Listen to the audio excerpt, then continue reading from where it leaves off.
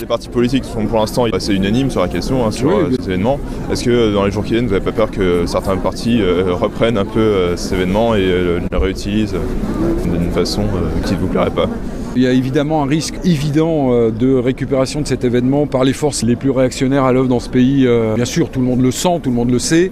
Voilà, c'est pour ça que moi j'ai appelé, notamment dans le cadre du collectif contre le racisme et les idées d'extrême droite de Cherbourg, beaucoup d'organisations politiques, syndicales, associatives en sont membres, et puis au-delà, sur toutes les organisations progressistes, qu'on se rencontre pour essayer de construire un mouvement qui soit effectivement à la fois un mouvement de sauvegarde des libertés publiques, de la laïcité dans ce pays et de refus de la stigmatisation d'une partie de la population. Voilà, c'est ça qu'il faut construire pour le vivre ensemble dans la laïcité, en dehors de toute crispation ou de toute thématique du choc des civilisations. Est-ce que vous avez prévu d'autres actions donc en réponse à ça ? On se voit lundi. Le collectif contre le racisme a une initiative samedi prochain autour de la question de la place des étrangers en France. Samedi prochain à l'espace Chantraigne, il y a un film à 17h puis un concert après. Ce sera l'occasion évidemment de débattre avec la population. Ça peut être un moment aussi de réflexion et de mobilisation. Voilà, il existe, il est dans le paysage, il était là avant évidemment ce tragique attentat.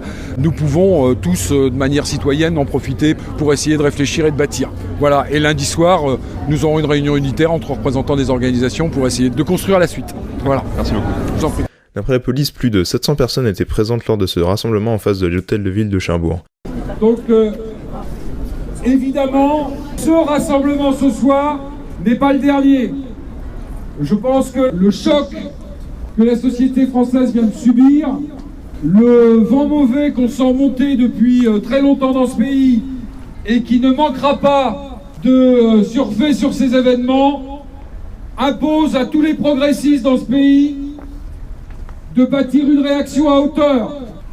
C'est dans ce sens que les organisations syndicales politiques, membres ou non du collectif contre le racisme de Cherbourg, vont se réunir lundi soir en réunion unitaire pour essayer d'envisager effectivement la suite des réactions et des événements. On ne peut pas évidemment laisser cet acte sans réponse et cet acte sans reconstruction citoyenne après ce choc et cet événement.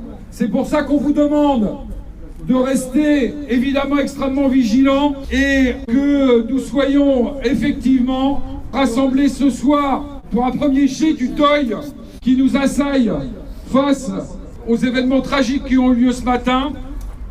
Ce mouvement, cette spontanéité est extrêmement importante et maintenant il va falloir construire quelque chose dans la durée. C'est en tout cas la responsabilité que prendront les organisations syndicales et progressistes dans le courant de la semaine prochaine. Voilà, pour l'instant, je voudrais repréciser que selon les règles établies dans ce pays et selon les règles républicaines, ce rassemblement est maintenant disloqué. Merci beaucoup de votre participation et à plus tard dans la rue.